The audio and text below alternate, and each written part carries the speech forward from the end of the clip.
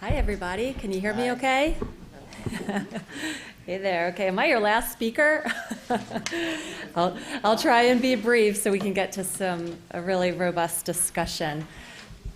Yeah, great. Yeah, very impressed. Okay, so I'm Katie Loovis. I direct corporate responsibility at GSK.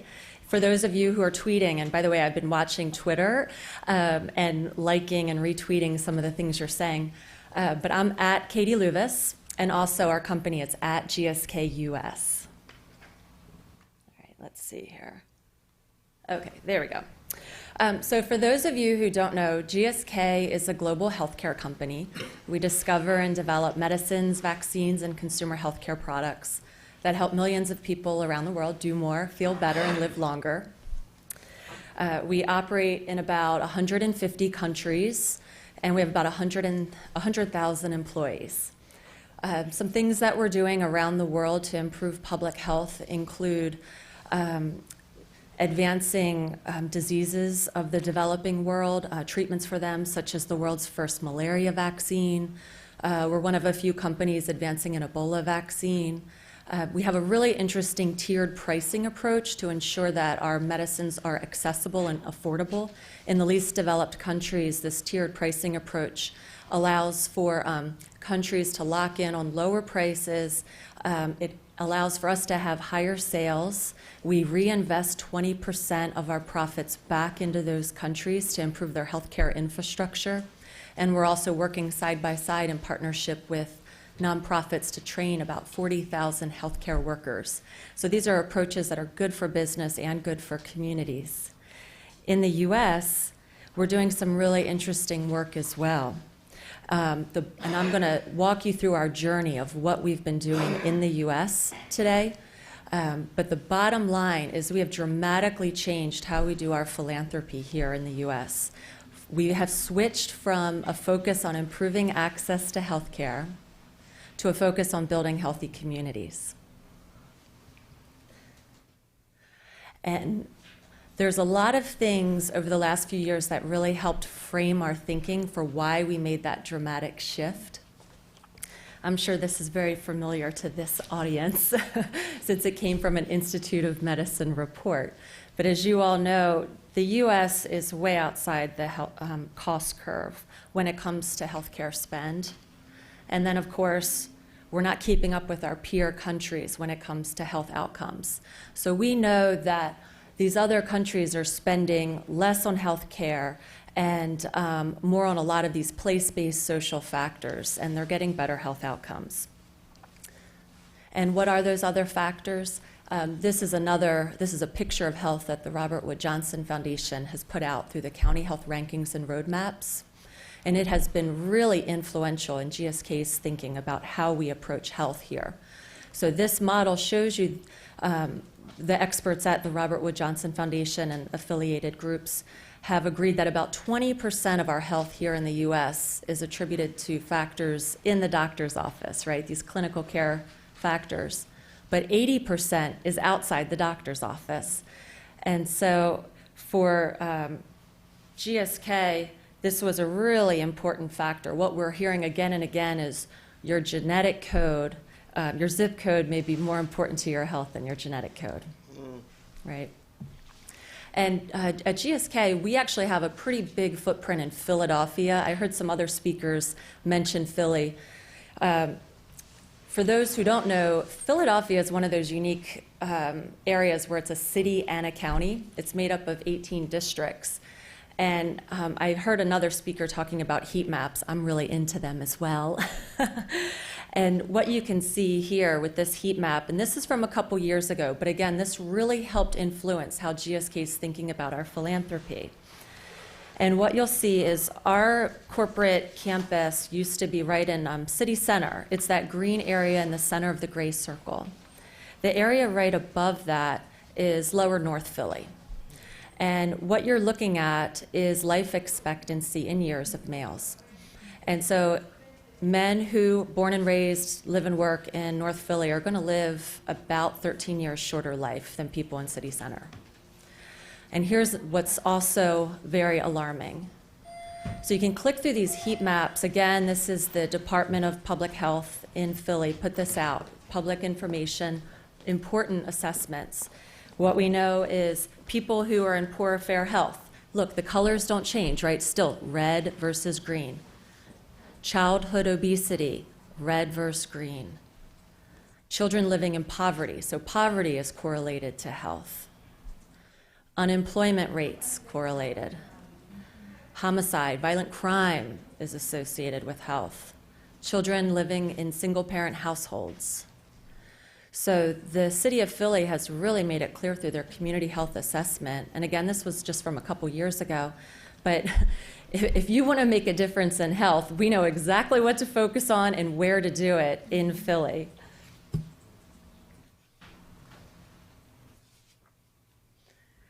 So for GSK, we were taking in all that information, and at the same time, we were very curious, okay, well, how does Philly compare to the rest of the state of Pennsylvania, right? And you can go to the county health rankings and roadmap and see a county-by-county comparison. So we found out that Philadelphia is actually the least healthy county in the state of Pennsylvania. But here's the good news. This whole tool provides you with a lot of resources. So if you want to advance some interventions, you know which ones actually have some scientific support behind them that they work. And as a funder, that can be a very complicated space to know which groups to fund and who has the results. And so this has been a tremendous resource for us to really be able to see not only what's the state of play in the U.S., but specifically in the communities where we're operating. And if we want to invest in improving health and living our mission, then we know the types of programs that are working. So as I said before, GSK, a couple years ago, we shifted from focusing on improving access to healthcare with our philanthropy to building healthy communities. And what this meant was we had a chance to really live our mission. If we wanted to improve health outcomes, then you have to address health challenges where they start, and that's often right in communities. So this was our journey, or kind of a little timeline for you. So back in 2012, which was when I was first hired with the company, I was brought on to help them to lead this transition towards a focus on healthy communities. We started with a listening tour. We wanted to know, what does it mean and what does it take to build a healthier community? And so that listening tour in 2012 included 5 things. We actually convened town halls in 3 different cities, Philly, St. Louis, and Denver. We also issued a national survey, and we held a National Advisory Council meeting in New York City. What we learned through this process is really important because it shapes all of our steps that we've taken since then.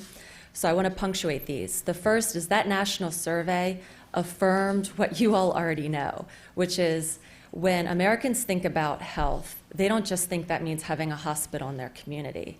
It means having parks, having a strong education system, having access to healthy foods. That came through that survey. In Philadelphia, at that town hall that we convened, what we heard from the community there was, if you really want to make a difference, and Philly was seeing some improvements in their childhood obesity rates, they were declining. They said if you want to make a difference, it takes broad engagement across sectors, and it takes committed leadership at the top. In St. Louis, they actually had, what I really heard from them was the importance of data. And actually 10 years before, they had a really alarming level of lead in children. Like 30% of kids in this one zip code area had really alarming levels of lead. And together, working across sectors and allowing the data to inform their next steps over a 10-year period, they dramatically reduced that to 3%. And so the use of evidence is important in decision making. In Denver was great. What that community made clear to us was, you know what, GSK or any company that wants to come into this space, you're more than welcome, but don't create something new. We have plenty of interventions that are working, they're getting results, and where we can use help is we want to collaborate better, not just between nonprofits, but across sectors. So you have an opportunity to be a driver for better collective impact. And then finally, our National Advisory Council of Health Leaders, really challenged us to think about, as a business, how do you go beyond the check, right? You can cut a check and that's great, but you've got a lot more you can bring to the table and see what you can do to offer more. So we took all that feedback and redesigned our philanthropy.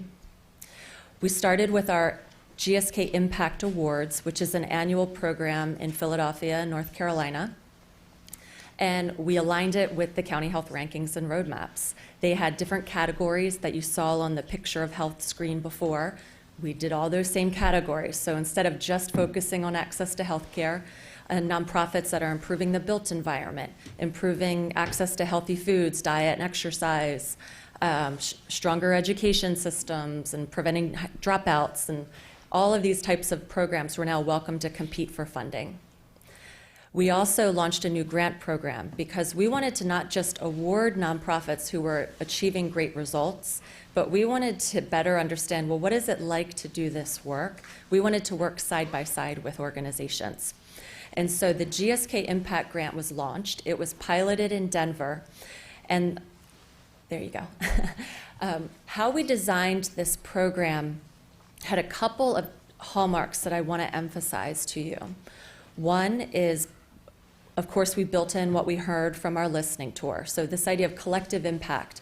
We wanted to work with a group of organizations that had a shared vision, that their programs were mutually reinforcing, that they were continuously communicating, that they would share their data and have an evaluation partner who would help them continuously improve, and a backbone organization who would help keep it all together. And that kind of work, as you all know, takes a lot of time to build up to the point that you can even be working together. And this is something I want to emphasize. For a company to fund collective impact, that is not easy to fund because it's not easy to do by the groups. And so for GSK, the reason we were able to swoop into Denver and work side by side with a collective that was already operating there was because of the good work of Kaiser Permanente and the Colorado Health Foundation that had made significant investments to build up a healthcare infrastructure in the state of Colorado doing collective impact. It made it a lot easier for GSK to dip our toe in the water and work side by side with these groups in a very disadvantaged community. So I think it's important to acknowledge the work that went on before us that allowed us to realize some success in partnership. We funded, it was an 18-month grant to just let us see what this is all about, working side by side with, I think it was about 8 or 9 different organizations. And one of the things that we learned through the process had to do with youth leadership.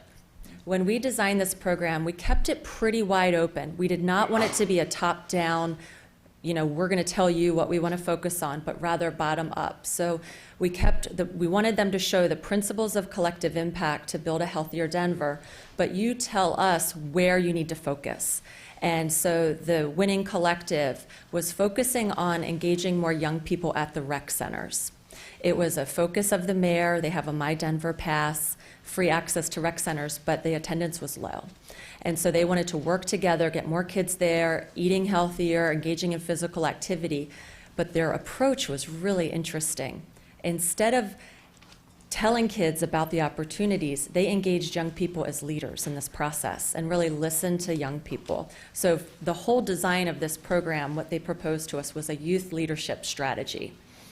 And that actually ended up being the hallmark of this work that we were so persuaded by that we have now built that into the program as a requirement in other cities, that you have to engage youth as leaders. And let me tell you a little bit about why that was so important. What we found in the work of the collective in Denver is that it was relatively easy to get young men to the rec center. They were interested in sports, so they were coming through the doors. It was the girls who weren't coming, and if they were sitting on the sidelines, they weren't engaged. But by listening to the young people, getting them into the youth leadership program, what we found out is they wanted a dance program. And so we got that started in 3 different rec centers. The girls got involved, and the ones who got involved, not only were they active at the rec center, but their class attendance, their grades, and behavior improved in academics. So there were some really nice results there. And then, of course, the mayor came and got to see them perform. They did a great job. So that's one of a few lessons, things that we really found to be true in Denver. So we were really pleased with how that worked. It was meant to be a pilot, and we found it to be successful. So we launched we expanded the grant program in 2015 to Philadelphia and St. Louis, and actually this week we're going to be announcing the winners of a new impact grant in North Carolina. But what I want to spend a few minutes on is Philadelphia. So this is a 3-year, $5 million partnership. So we're really going in on this approach of collective impact and youth leadership strategy. So in Philadelphia, which this partnership has now been going on for about a year, we're working with 10 nonprofits. It's a comprehensive approach for a healthier Philly. It's broadening and deepening the work that was already underway. It has the youth leadership component. They're going to reach about 50,000 kids and engaging several hundred in a leadership program. It's targeted, zip code focused in some of the toughest neighborhoods that have some of the toughest challenges where we can make a big difference, but it is citywide. These are the groups that we're working with. And they're addressing the full scope of these kinds of place-based factors, looking at the built environment, access to healthy foods, that you name it. Here's some pictures of the kids in action. And I'll tell you, as we move from city to city, we're learning a lot along the way. And we're really trying to capture that learning and incorporate it so we can do better in each partnership. And so one of the things we're still struggling with is how to go beyond the check.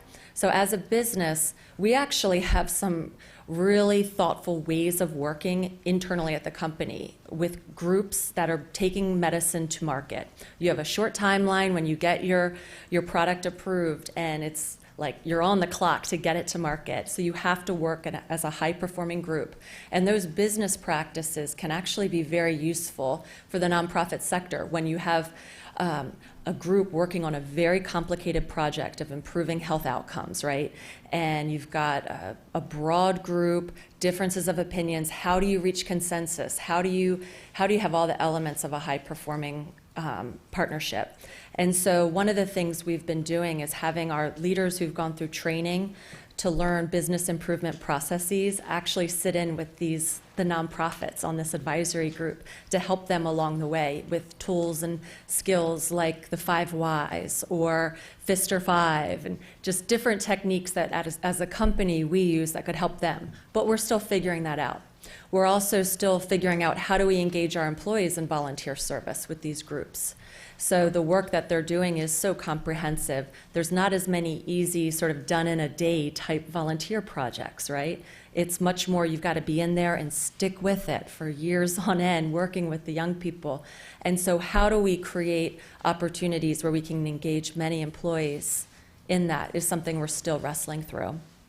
And another thing that I would share is what I'm observing is a real divide between medical interventions and non-medical interventions, right? So what we're doing is addressing these more social determinants to health, but I think we would all agree that ultimately where we want to get to is a place where you address the full scope of all the factors that affect health, right? Medical and non-medical.